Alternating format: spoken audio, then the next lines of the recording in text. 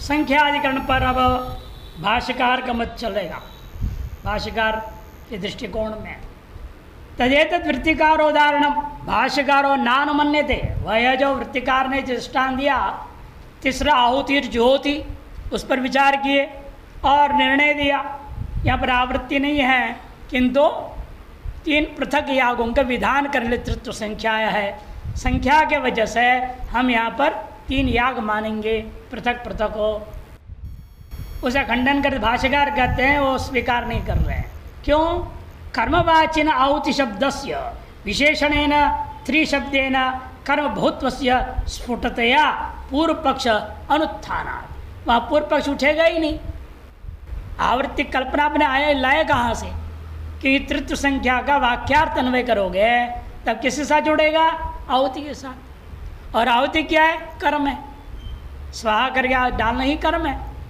जो कर्म का विशेषण हो जाने से स्वतः ही तीन कर्म स्थापित हो ही गया। अब ये शंका क्या होगा आवृत्ति का? कहाँ से आप शंका ला रहे हो? वो पूर्व पक्ष ने शंका का तात्पर्य क्यों उठाया इन्होंने? आख्यात वही मानक कर्म का बोधक हो और आख्यात एक है, उसे तृतीय संख्या जोड़ोगे तीन आख्यात होगा कि नहीं होगा? और आख्यात एक कौन से? एक ही कर्म है, एक कर्म में तृतीय संख्या को आवृत्ति पर ले लो, ऐसे पूर्व पक्ष कल्पना किया गया। इन कल्पना का वास्तव में कोई अवसर नहीं है। यहाँ पर जो है आख्यात एक होने के बावजूद भी आहुति शब्द स्वयं कर्म का वाचक है और उसका विशेषण है तृत्व। अतः तीन कर्म साबित हो गया, अतः पूर्व पक्ष का कोई अवसर ही नहीं है, ये उनका कहना है। जब पूर्व पक्ष अवसर नहीं था वह दूसरा वाक्य ले लो फिर, इदम त्वत्र उदाहरणम, क्योंकि जो तृतीय संख्या है विशेषणेन त्रिशब्देन, विशेषण व त्रिशब्द के द्वारा कर्म का भूत्व स्पष्टतया सिद्ध है, अतः पूर्व पक्ष कोई अवसर ही नहीं है। फिर क्या उदाहरण लिया जाए? इदम तत्र उदाहरण, जो वहाँ पर आवृत्ति के लिए दृष्टांत बनाए तो पूर्व पक्ष वो वास्तव में यहाँ वाक्य का उदाहरण बनेगा। सप्तदशान प्राजापत्यान पशून आलभेत, ये जो वाक्य था पूर्व पक्ष ने अपने दृष्टांत के रूप में लिया था आवृत्ति करने के लिए, उसी को इन्होंने यहाँ पर विषय वाक्य बना दिया इस अधिकरण का। कैसे विषय वाक्य बन रहा है? सप्त संख्या 17 प्रजापति यागों का बोधक कैसे होगा? या पूर्व पक्ष क्या होगा?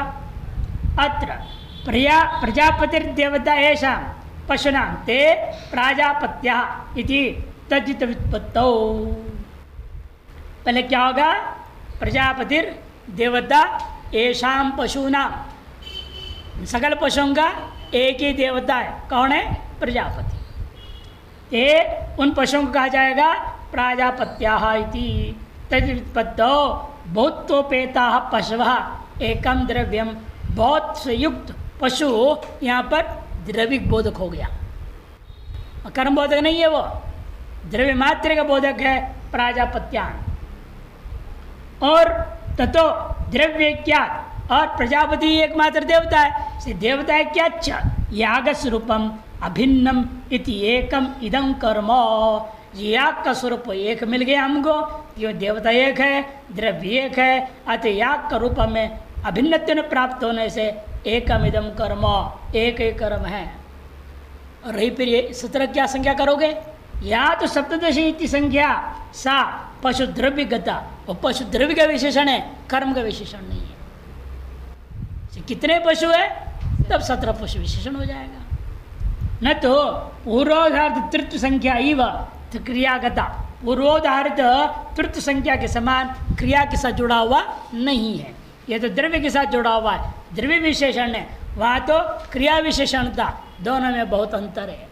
तस्मात् न कर्म भेदम आपादयति, से कर्म भेद यहाँ से नहीं होता इति प्राप्ते ब्रूमः, तो सिद्धांत के नहीं। अत्र प्रजापतिर्देवता यस्य पशो, ऐसा विग्रह करो। यासाम येषाम, ऐसा कहाँ से विग्रह कर रहे हो आप? सा अस्य देवता है ना। सूत्र क्या बोल रहा है? अस्य, एक वचन बोल रहा है। यहाँ एक वचन विग्रह करो पहले। प्रजापतिर देवता अस्य पशो हो, पशु नाम नहीं बोल सकते अब, पशो हो, इस पशु का एक पशु लो, उस पशु का देवता प्रजापति है, ये अर्थ हो जाएगा। एक ही पशु का बोधक बनेगा। एकदम तुम 17 पशुओं विशेषण सीधे बना नहीं सकते, ये कहने का अभिप्राय। प्रजापतिर्देवता यस्य पशो स प्राजापति तयितांतम प्रातिपदिकम व्युत्पाद्य पश्चात तयितांत प्रातिपदिकार्थस्य प्रजापति देवता विशिष्टस्य पशो। तयितांत प्रातिपदिक का अर्थ क्या है? प्रजापति देवता विशिष्ट पशु।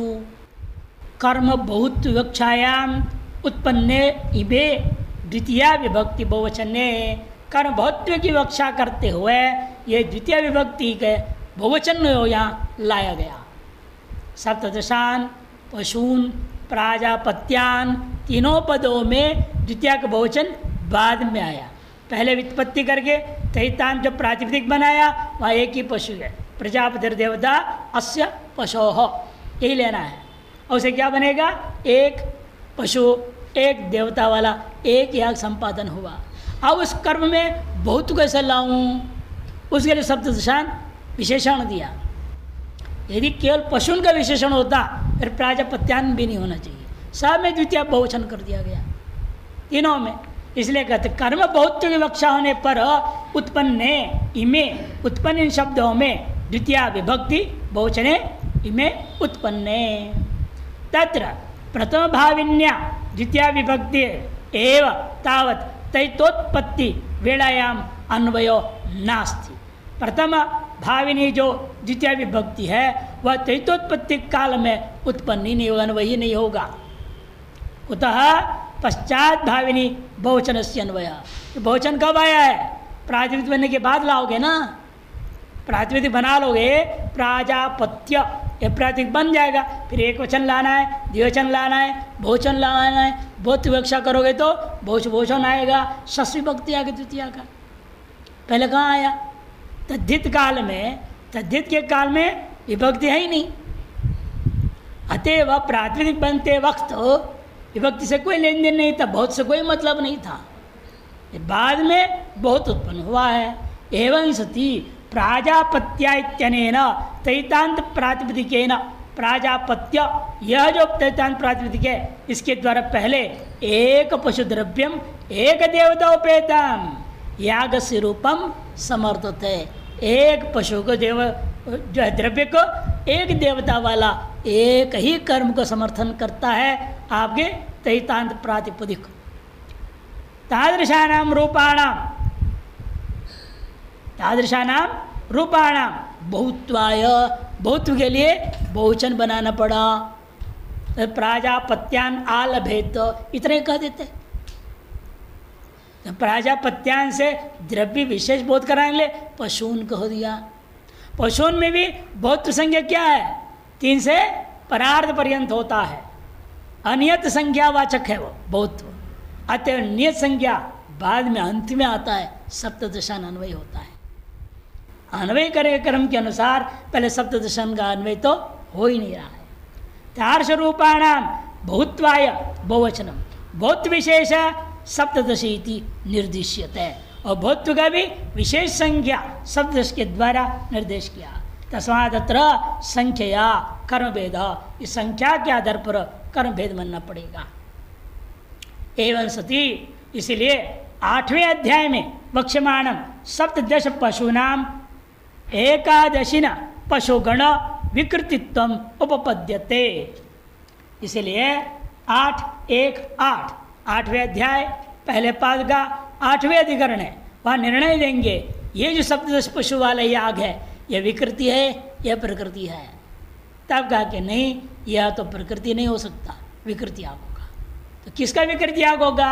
11 पशु वालों से पहले ज्योतिष्ठम में वर्णन आया है, ये बाद में वर्णन आया। जो पहले वर्णन आता है वो प्रकृति माना जाएगा, बाद मेरे को विकृति। भले वहाँ 11 है, इधर 17 है, संख्या ज़्यादा है, लेकिन संख्या ज़्यादा होने पर भी इस 17 पशु वाले याग का 11 पशु वाले याग को ही प्रकृति याग माना जाएगा। यह निर्णय वहाँ जो दिया वह संगति बैठ जाता है। सप्तदश पशु नाम एकाश न पशुगण के विकृतित्व उपपद्यते। इस प्रकार से 7वां अधिकरण पूरा हो गया। अष्टमाधिकरण मारचयति, 8वें अधिकरण आरंभ करते हैं। संज्ञा भेदात कर्म भेद सिद्धि। संज्ञा वेदात कर्म भेद सिद्धि, शब्दांतर वेदात अभ्यासात, और क्या था अभी आया था संख्या वेदात, और अब आ रहा है संज्ञा वेदात। इससे भी फर्क पड़ेगा। अतएष ज्योतिरित्यत्र गुणो वा कर्म वा पृथक गुण सहस्रदानात्मा ज्योतिष्ठो में ही अनूदित है। अथेति प्रकृते छिन्न एत शब्दो अग्रगं वदेत संख्ये वान्य कर्मत्तम यह नूतन संजया। देखो अथैष ज्योतिर, अतैष विश्व ज्योति, अतैष सर्वज्योति इत्यादि शब्दों के द्वारा जो कहा, अतैष विश्व ज्योति, अतैष सर्वज्योति, ये क्या है? ये विश्व ज्योति, सर्वज्योति, स्वयं ज्योति, क्या चीज़ें हैं ये? सब अलग अलग कर्म है। केवल ज्योति याग पहले आया, ज्योतिष्ठोम बोलते हैं हम लोग, ज्योतिष्ठोम याग केवल ज्योति शब्द है। उसे अलग करने के लिए क्या अथ एष, ये क्या है? विश्व ज्योति, विश्व ज्योति नाम का अलग याग है। अतैष सर्वज्योति, फिर उसे भी विभाग कर दिया, अथ अलग कर दी, और क्या सर्वज्योति नाम के अलग कर्म मानो। संज्ञा भेद से कर्म भेद सिद्ध हो गया। अब यहाँ विचार कर रहे हैं, शास्त्रार्थ करेंगे, थोड़ा संज्ञा है, पूर्व पक्ष बोलेगा ना अपने हिसाब से। अतैष ज्योति इत्यादियों में गुण विधि मानना चाहिए या कर्म पृथक मानना चाहिए? पूर्व पक्ष कहता है गुण विधि मानो। क्यों? सहस्रदान आत्मा, सहस्रदान स्वरूप को ध्यान में रखते हुए इसको गुण विधि मानना चाहिए, पूर्व पक्ष कहता है। ज्योतिष्ठों में ही अनुदित है। रिया कहाँ है? सहस्रदान दक्षिणा का हम अनुवाद करें तो पहले कहीं से कर्मानुवाद होना चाहिए ना, तब से गुण का विधान करोगे। कर्म कहाँ से प्राप्त है? तो ज्योतिष्ठोम याग का अनुवाद करो। ज्योतिष्ठोम याग का अनुवाद करके सहस्रदान वाला ये केवल गुण मात्र विधान कर दो। तब पूर्व पक्षी के जवाब सिद्धांत है नहीं। अथ इति प्रकृते छिन्नम, अथ शब्द क्या करता है? प्रकृति से अलग करने के लिए, पूर्व से अलग करेगा। उसके अनंतर्य, वो अलग हो गया, ये अलग हो गया, भेद है तब ना अनंतर्य आएगा। दो पृथक वस्तुओं के बीच में भेद सिद्धि करता है हमेशा अत शब्द। और प्रकृति को छिन्न कर दिया, इतना ही नहीं, एष एष एष हर बार क्यों बोल रहे हैं? एतत् शब्दो अग्रगम वदेत, और एतत् शब्द आगे आने वाला कर्म को संकेत कर रहा है। अथ एष अथैष ज्योति, इसलिए एष का करके आगे अग्रगामी जो कर्म विशेष है उसको बताने के लिए एतत् शब्द का प्रयोग हुआ है। अतएव संख्या इव, ये संख्या के द्वारा कर्म भेद सिद्ध हुआ था, उसी प्रकार से संज्ञा के द्वारा यहाँ पर अन्य कर्मत्व यह नूतन संज्ञा, अलग अलग नया नया संज्ञा दिया जा रहा है। नए नए संज्ञा के अनुसार नया नया माना जाएगा, इसको कर्म भेद माना जाएगा। देखो अथैष ज्योतिर, अथैष विश्व ज्योतिर, अथैष सर्व ज्योतिर, एतेन सहस्र दक्षिणेन यजेता इति श्रूयते। ज्योतिर्याग, विश्व ज्योतिर्याग, सर्व ज्योतिर्यागों को सहस्र दक्षिणा के द्वारा याग करना चाहिए। जैसे अधिकतम दक्षिणा क्या मानी गई है? 112। अब लेकिन इसका कहते नहीं, 112 दक्षिणा सामान्य विधि के अनुसार अधिकतम है, लेकिन ये विशेष याग में 1000 दक्षिणा देकर के आपको याग करना है, ये विधान करना है। दक्षिणा रूपी गुण विधि है, पूर्व पक्षी कहेगा। किसके लिए? कौन से कर्म के लिए? जो प्रकृति ज्योतिष्ठम याग के लिए, ऐसा मान लो। जिसमें 112 गौओं को दान देने का विधान किया, उसी में उचित ज्योतिष्ठम याग में ये क्या करेंगे? हम 1000 गौ दान देंगे, ये करेंगे। गुण विधि मान लो। 112 को बादगी कर दो। 112 का वर्णन आया था ना, संग्रह में लिखा है हमने, चित्र बना हुआ है टिप्पण संग्रह में। पहला जो ऋत्विक होते उनका नाम पूर्णिनः, पूरा दक्षिणा। तीसरे नंबर में तृतीयनः, फिर अर्दिनः, फिर पादिनः। दक्षिणा की बांट कर दी, बंटवारा कर दी 16 ऋत्विकों के लिए। पूर्ण दक्षिणा वाले, 1/3 दक्षिणा वाले, आधी दक्षिणा वाले और 1/5 दक्षिणा वाले। हर एक ऋत्विक के 4 होते हैं। प्रथम श्रेणी, दूसरी, तीसरी, चौथी श्रेणी बनाया है और बता भी देते 112 को कैसे बांटा जाता है। इन्हें बराबर बांट दो, कैसे बराबर बैठेगा। 112 को 16 में भाग करो तो क्या होगा? 1.5 आ जाएंगे ना अंत में। आधी आधी गाय देनी पड़ेगी किसी किसी को। इसे तरीका अलग कर दिया। इसे होगा पादिना, लेकिन अर्धिना, तृतीयना, पूर्णिना। प्रथम श्रेणी वाले सर्वाधिक कर्म को भी करेंगे ना, बाकी तो सहायक है वो लोग।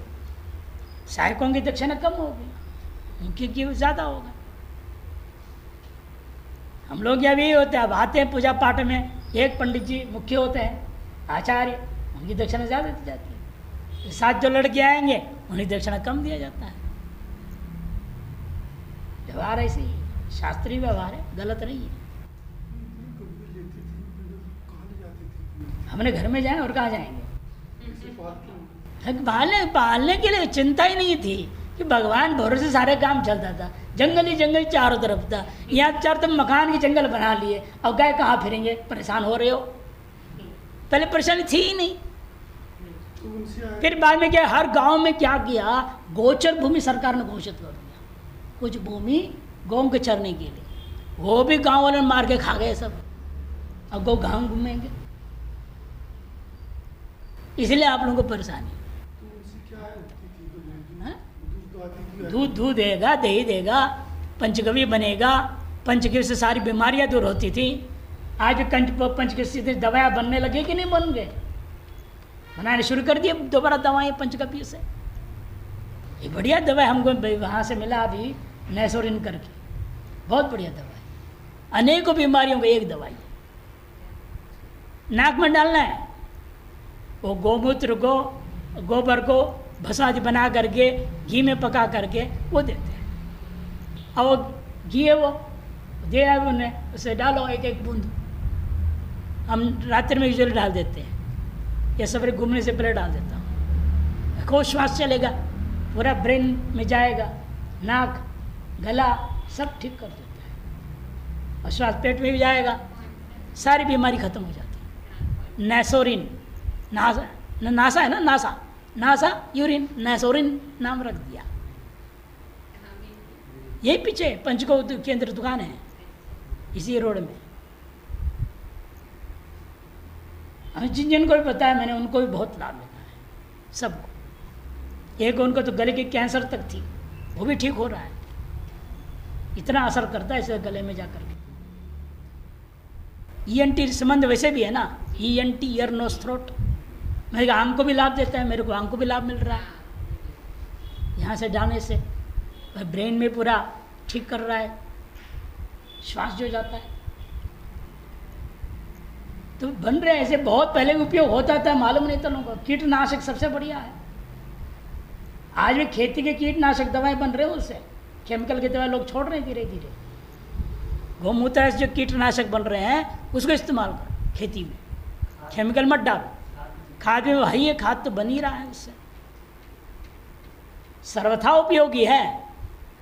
मरने के बाद उसके चमड़ा भी काम आता है, हड्डियाँ काम आती है, मांस काम आता है, सब काम आता है। ऐसे नहीं काम की चीज़ है ही नहीं, वो सर्वोपयोगी है वो। और उसकी महत्व खत्म कर दिया हमने, भैंसों का महत्व बढ़ा लिया। दिमाग में भैंस की हो गई सबकी, अब क्या करें, सब खराब हो गया। हाँ, राजा लोग भी इसलिए पाते, हजारों हजारों पालते थे, देते थे दक्षिणा। संख्या के समान, इसलिए यहाँ पर भी संज्ञा भी क्या है, नूतन संज्ञाएं कर्म भेद को सिद्ध कर देंगे। अत्र प्रकृत ज्योतिषोम एष ज्योतिरिति अनूद्य। पूर्व पक्षी क्या आएगा, एष ज्योतिष है, हम क्या करेंगे, प्रकृत ज्योतिषोम का अनुवाद करेंगे। अनुवाद करके उसमें सहस्र दक्षिणा तस्मिन सहस्रदान लक्षणों गुणों विधीयते चेत न, सिद्धांत नहीं हो सकता। प्रकृतस्य ज्योतिषोमस्य अथैत्यनेन छिन्नत्वात्, प्रकृति ज्योतिषम याग से इस याग को अलग करने के लिए अथ शब्द का प्रयोग किया गया है। अथ शब्द का छेदन कर दिया, भेद कर दिया, अलग कर दिया गया।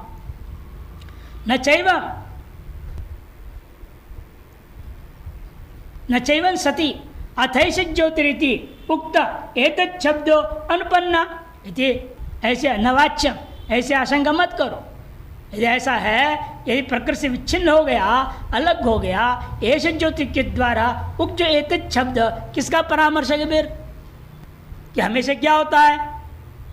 सर्वनाम संज्ञक शब्द होते हैं प्रधान परामर्शका, सर्वनाम प्रधान परामर्शक, और कहीं पर पूर्व परामर्शकाश्च, पूर्व का परामर्शन करता है। तद मैंने वह जो यहाँ है, इसलिए पूर्व परामर्शक और प्रधान परामर्शक होता है। अतः ऐसे शब्द जब रह रहा है, पूर्व के साथ जोड़ो ना उसको। प्रधान कौन है? प्रकृत, ज्योतिष के साथ जोड़ो। अथ को महत्व मत दो, पूर्व पक्ष कहता है। ऐसे आशंका मत करो। सन्निहित वाचिना एत शब्देनो, एत शब्द वास्तव में सन्निहित का वाचक है। अतीत सन्निहितस्य इव आगामी सन्निहितस्य भी परामर्श संभवात्। ये कोई जरूरी नहीं है पूर्व का ही सदा परामर्श करे, आगामी का भी, परवर्ती का भी परामर्श कर सकता है। येष पुत्रो जाता, ये देखो अभी बच्चा पैदा हो रहा है, सामने हो रहा है, ऐसा बोल रहा हूं, अभी हो ही रहा है, हुआ नहीं है। आगामी को लेकर के ऐसे प्रयोग हो जाता। सन्निहित में होनी चाहिए, दूरस्थ को नहीं बोल सकते। सन्निहित हो और आगामी हो, वहां भी एतदादि सर्वनाम संज्ञक शब्दों का प्रयोग किया जा सकता है। हमेशा पूर्व का ही होना चाहिए, ये कोई नियम नहीं है। वह समझा रहे हैं कि सन्निहित वाच्य होने के नाते एतत् शब्द के द्वारा अतीत का सन्निधि जैसा है, उसी प्रकार आगामी सन्निहित को भी वह बोध करा सकता है, परामर्श होता है। आगामी सन्निहितश्च ज्योतिष शब्दार्थ, और आगामी सन्निहित ज्योतिष शब्द का अर्थ एतत् शब्द के द्वारा बताया जा रहा है। अथैष ज्योति, आगे ज्योति शब्द है ना, उसको ऐसा बता रहा है। अथैष विश्व ज्योति, अब वो जो ऐसा शब्द क्या करेगा? विश्व ज्योति को बोध कराएगा। उसके बाद वाला अतैष सर्व ज्योति आया, वह जो ऐसा शब्द है वो सर्व ज्योति को बोध कराएगा, पर परगामी का ही बोध कराते जाएंगे। अतः कोई अन्वय में कोई दोष नहीं है। सच ज्योतिष शब्द अतीतम अपरामर्शन अपूर्व संज्ञारूपत्वात् नूतनम किंचित कर्म अभिदत्ते, इसलिए वह यह ज्योतिष शब्द भी अतीत का परामर्श न करते हुए एक नया अपूर्व संज्ञा रूप होने के कारण नूतन एक नया कर्म का ही किंचित कर्म जो है अभिदत्त कथन कर रहा है। तो यथा पूर्वोत्तर संख्याया कर्म भेद, जैसे पूर्व अधिकरण में आपने देखा संख्या द्वारा कर्म भेद सिद्ध किया, तथा अत्रापि संज्ञया कर्म विद्यते, संज्ञा के द्वारा हम कर्म भेद सिद्ध करते हैं। विश्व ज्योति सर्वज्योति शब्द और अपि अयम न्याय द्रष्टव्य, उनमें भी यही न्याय लागू करो। वे तीनों अलग अलग कर्म है, ज्योतिर्याग, विश्व ज्योतिर्याग, सर्व ज्योतिर्याग, तीन पृथक पृथक याग, और ये तीनों यागों में सहस्र दक्षिणा देनी होगी। नवमाधिकरणम आरचयति, गुणाधिकरणम, इस अधिकरण का नाम है गुणाधिकरणम। गुण कर्मांतरम वा स्यात् वाजिभ्यो वाजनं द्विति, गुणो देवान् अनुद्योक्तः समुच्चय विकल्पतः आमिक्षोत्पत्तिशिष्टत्वात् प्रबला तत्र वाजिनं गुणो अप्रविश्य कर्मान्यत् कल्पयेद् वाजिदैवकम्। गुण विधि मानी जाए या कर्मांतर माने जाए। सुप्रसिद्ध दृष्टांत है सा वैष्णदेवी मामिक्षा वाजिभ्यो वाजिनम, और संग्रह में भी आया था। इसको दो भिन्न याग माना जाए, एक ही याग माना जाए। पूर्व पक्ष कहता है सा वैष्णदेवी आमिक्षा, वैष्णदेवी शब्द से हमें तद्धित से देवता प्राप्त हो रहा है, आमिक्षा द्रव्य प्राप्त है, उसके स्वतंत्र कर्म तो है ही है। उसी कर्म में हम क्या करेंगे? वाजिभ्यो वाजिनम को गुण विधान कर देंगे। फिर वाजिभ्य चतुर्थी क्यों किया? चतुर्थी तो देवतावाचक होता है। तद्धित चतुर्थी मंत्र वर्ण 3 देवता के बोधक होते हैं। वाजिभ्य चतुर्थी का बहुवचन है, इसलिए हमारे हिसाब से ये भी द्रव्यवाचक है, देवतावाचक है। और वाजिन द्रव्य तो है ही है। अच्छा, द्रव्य देवता मिल गया, वो अलग कर्म हो जाएगा। इन पूर्व पक्ष कहता है उसी को अनुवाद करो पूर्ववर्ती को, क्योंकि आप कहीं अथा विभाग तो कर नहीं रहे ना। विभागवाचक कोई पार्थक्य बोधक कोई शब्द नहीं है, ये पूर्व पक्ष का कहना। गुण कर्मांतरम वैस्याद वाजिभ्यो वाजनम द्विति, वाजिव्य वाजनम इत्यादि वाक्य में गुण विधि माना जाए या कर्मांतर माना जाए। पूर्व पक्ष गुणो देवान अनुद्युक्त कहते वही देवता विश्वदेव देवता की अनुवाद करके वाजिन नाम उसी का है। वाजिभ्य में जो वाजिब शब्द है वो विश्वदेव का ही विशेषण मानो। और द्रव्य फिर वाजिन द्रव्य आमिक्षा द्रव्य 2 द्रव्य हो जाएगा ना, एक याग में तो विकल्प मान लो या समुच्चय कर दो। समुच्चय विकल्पतः, या तो समुच्चय कर दो या तो विकल्प कर दो। अतः गुण विधि माननी चाहिए। पूर्व पक्ष कहते नहीं, आमिक्षा है उत्पत्ति शिष्ट द्रव्य। पहला उत्पत्ति विधि जो आया उसमें उपदिष्ट द्रव्य, उत्पत्ति शिष्ट में क्या, उत्पत्ति वाक्य में ही शिष्ट माने उपदिष्ट है, द्रव्य देवता दोनों है, उसको कहते हैं उत्पत्ति शिष्ट। सा वैश्यदेवी मामिक्षा, वैश्यदेवी आमिक्षा, यहाँ पर क्या हो गया है, वैश्यदेवी शब्द में देवता आ गया तैतार्थ के द्वारा, आमिक्षा द्रव्य आ गया। ये दोनों उत्पत्ति शिष्ट द्रव्य है। और बाद में वाक्य को हम क्या कहेंगे तब उसको उत्पन्न शिष्ट। वह हमेशा उत्पत्ति शिष्ट बलवान होता है, उत्पत्ति शिष्ट, क्योंकि उसको अभी किसी की अपेक्षा नहीं रह गया। द्रव्य देवता मिल गया, कर्म का स्वरूप सिद्ध हो गया, अब उसको अगले वाक्य की अपेक्षा ही नहीं। इसलिए उत्पत्ति शिष्ट बलवान है। उत्पत्ति शिष्ट गुण विधिमान हो गया है, तो हम पूछे ना किस कर्म का गुण है ये? अन्य की अपेक्षा करेगा, अन्य अपेक्षा करेगा, उत्पन्न शिष्ट हमेशा ही इसे दुर्बल हो जाता है सापेक्ष होने से। वाजिब वाजिब दुर्बल हो जाएगा गुण विधि पक्ष में। इसे सिद्धांत कहता है वो आमिक्षा उत्पन्न शिष्ट द्रव्य होने से प्रबला तत्र वाजिनम गुणों अप्रविश्य, इसे वाजिन नाम गुण वहाँ प्रवेश करना उचित नहीं है, अपेक्षा ही नहीं किसी अन्य की। इसलिए कर्म अन्यत कल्पेत वाजि देवकम, अलग कर्म मानो जिसका देवता है वाजी, द्रव्य भी है वाजी, देवता का नाम वाजी है। वाजी कहने किसको, वाजम अन्नम अस्य स्थिति वाजी, वाजश्रवा कठोपनिषद में आया था। अन्नदान के द्वारा यश को पाया तो उस राजा का नाम वाजश्रवा। ये कहते हैं यहाँ पर भी वाज जो है वाजी, वाज और अन्न का अभिमानी देवता है, वाजी देवता अलग। उसको वाजिंद्र भी क्या था, वाजिंद्र का नाम क्या है, किसका नाम वाजिंद्र भी है? हाँ वही है, जो दूध फट जाता है, छेना का नाम आमिक्षा, और जो जल बच गया सरम वाजिंद्र, उससे आहुति देना है वाजी देवता को, आमिक्षा से विष्णुदेव देवता को, 2 भिन्न कर्म। ये सिद्धांति कहता है। देखिए, तप्ते पैसे ध्यान यति सा वैश्य मामिक्षा वाजभ्यो वाजनमिति श्रूयते।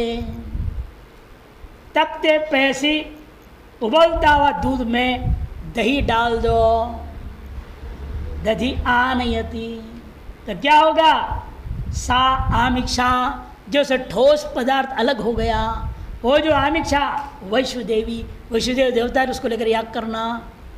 और जो जलांश बच गया, वाजिभ्यो वाजिनम, वाजिन नाम का द्रव्य जलांश है, उसे वाजिन नामक देवता के लिए अलग यज्ञ कर देना। सब विचार कर रहे, घनीभूत पह पिंड आमिक्षा जलम च वाजिनम, घनीभूत जो पह पिंड है उसका नाम आमिक्षा, और जो जल है अलग हो गया उसका नाम वाजिनम। तत्र आमिक्षा द्रव्य भाजो विश्वदेवा उक्ता, आमिक्षा भी द्रव्य का उपभोक्ता कौन है, विश्वदेव देवता, तद्धित से निर्णय हो गया ना। विश्वदेवो देवता अस्य, अस्य स्त्री आमिक्षा, विश्वदेव देवता है किस द्रव्य का? इस द्रव्य का जो आमिक्षा नाम से कहा गया, अतएव उसका उसके साथ संबंध स्पष्ट है।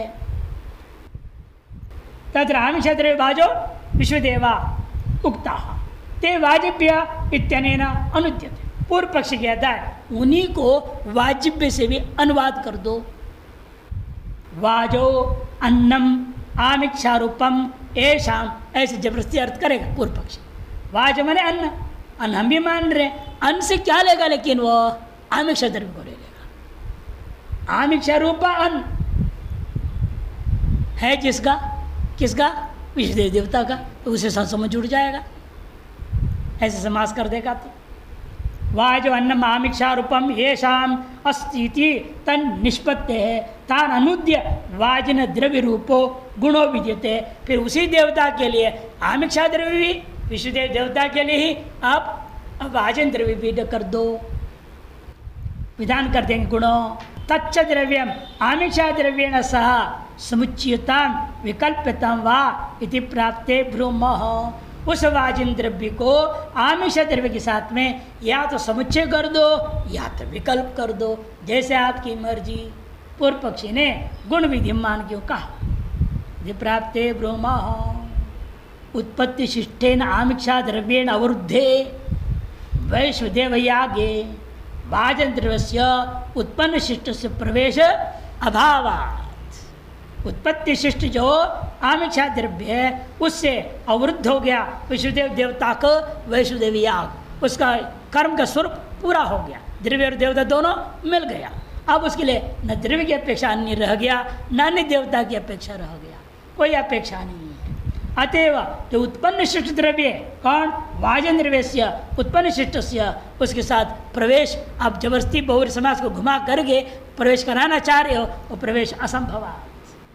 वाजिनम वाज शब्दार्थस्य देवतांतरताम आपादयति। इसे वाजिन जो द्रव्य वाज शब्द के द्वारा गृहीत देवतांतर का आपादन कर देगा। तो द्रव्य देवता लक्षण से रूप से भिन्नत्वात् कर्मांतरमिति। द्रव्य और देवता रूपा जो याग का स्वरूप है वो दोनों भिन्न हो गया। वहाँ वैश्वदेव देवता और आमिक्षा द्रव्य, यहाँ पर वाजी देवता और वाजिन द्रव्य है, अतः दोनों भिन्न हो गया द्रव्य देवता। अतएव कर्मांतरम, भिन्न कर्म मानना चाहिए। 10वां अधिकरण आता है गुणापवादाधिकरणम। इस अधिकरण का नाम है गुणापवादाधिकरणम।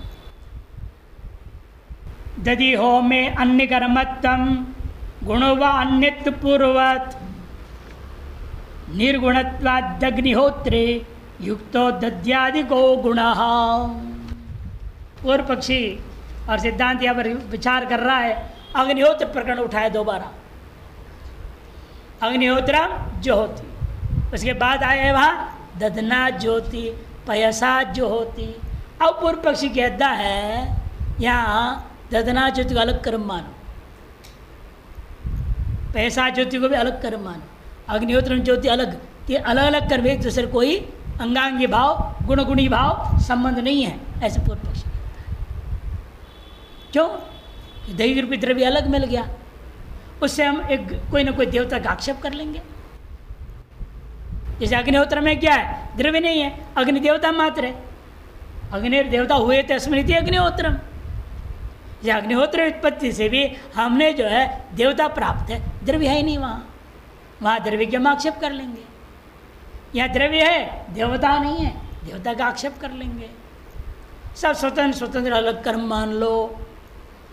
जैसे अभी आपने कहा वाजिन द्रव्य था, उसे वाजिन द्रव्य का आक्षेप कर लिया। यदि आक्षेप नहीं है, श्रुत है वेद में ही वाजिभ्यो वाजिनम, चतुर्थी श्रुत है वहाँ पे, यहाँ तो श्रुत ही नहीं। अतएव अग्निहोत्र ज्योति को उत्पत्ति विधि मानते, दधना ज्योति गुण विधि मानते, उसे ज्योति का अनुवाद करके यदि गुण मात्र का विधान किया गया। लेकिन पूर्व पक्ष कहता है इसको भिन्न कर्म मानो, अन्य कर्मत्वम गुणो वा। पूर्व पक्षी अन्यत्व पूर्वत, पहले के समान यहाँ पर भी पृथक कर्म मानना चाहिए। तो सिद्धांत कहते नहीं, अग्निहोत्रम ज्योति जो है और गुण विधि नहीं है कोई साथ में। निर्गुणत्वात्, तो द्रव्य रूपी गुण वहाँ है ही नहीं, तो अलग कर्म कैसे होगा। और ददना ज्योति में यहाँ कोई देवता नहीं है, तो कैसे ये भी अलग कर्म बनेगा। कर्म होने के लिए दो चाहिए, द्रव्य और देवता। उधर देवता है, द्रव्य नहीं, इधर द्रव्य है, देवता नहीं, से दोनों को मिला दो अंगांगी गुण गुणी भाव से, तब वहां से देवता ले द्रव्य ले दोनों मिला करके एक कर्म हो जाएगा, दो भिन्न कर्म नहीं रहेगा। इसलिए दध्या ज्योति को गुण विधि मानो। निर्गुणत्वाद अग्निहोत्रे युक्तो दध्यादि को गुण, दध्यादियों को गुणत्व विधान करना उचित होता है। ददना ज्योति श्रूयते तत्र अग्निहोत्रम ज्योति एतस्मात् प्रकृतात् कर्मण अन्यद् दधि होम रूपम कर्म इति पूर्वन्यायेन अवगम्यते। अग्निहोत्रम ज्योति ऐसा एक प्रकरण आरंभ हुआ, उस प्रकरण से हटा करके ऐसा प्रकृतात् कर्मण अन्यत कर्म, अलग कर्म विधान कर दो। किसमें? दधि होम रूपम, ददना ज्योति, दधि संजक होम कर दो, और दधि नामक होम होगा, उसका द्रव्य भी दही, देवता का नाम भी दही रख दो, काम चल जाए। जैसे वाजिब वाजिन में वाजिबी द्रव्य थे, देवता भी वाजिब कह दिया आपने, वैसे यहाँ भी हम कहेंगे दही नामक याग है, उस द्रव्य भी दही, देवता भी दही, दही नामक देवता का नाम रख दो, दही दही देवता। हाँ, देवता तो कुछ भी नाम हो सकता, देवताओं का नाम को भी भरोसा नहीं, क्या होगा। अब यहाँ पहाड़ों में घूमोगे ना, आप बड़ा आश्चर्य होगा, ऐसे ऐसे नाम देवता की। धासु देवता नाम में रखते, धासु।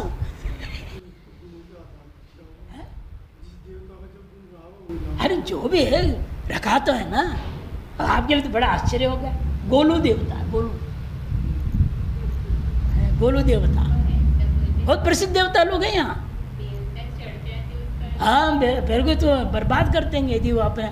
अभी एक जगह हुआ है, राजस्थान में घटना हुई, वो पति को एक्सीडेंट हो गया था, पत्नी ने मनौती कर लिया गणेश जी को, उस क्षेत्र के देवता रहा होगा कोई बड़ा गणेश जी, हमको 1000 लड्डू चढ़ाएंगे आप, मेरा पति स्वस्थ आ जाए। पति स्वस्थ होकर आ गया, 2 साल हो गया, कुछ किया ही नहीं, 1 लड्डू नहीं चढ़ाया जाता। अब गणेश जी ने सूंड उठा के पटकना शुरू कर दिया ना, पूरा परिवार में हालत खराब कर दिया, जीना मुश्किल हो गया। घर के अंदर सब घर से भागने लग गए, मैं घर में नहीं रहना, घर में नहीं रहना, घर में रहना।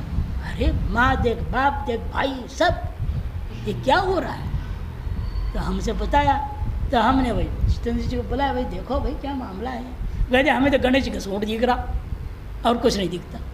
अच्छा, मैंने उससे पूछा क्या मामला है, लगता है गणेश का सूंड चल रहा है तुम्हारे घर में, सब पटक पटक कर रहा है इसीलिए।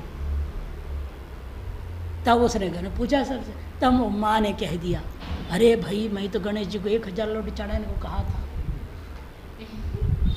पतिदेव आए 2 साल हो गया सुस्त होकर, गणेश जी कब तक चुप बैठे रहेंगे। 2 साल शांत रहे, फिर अब पटकना शुरू कर दिए, फिर जाना पड़ा।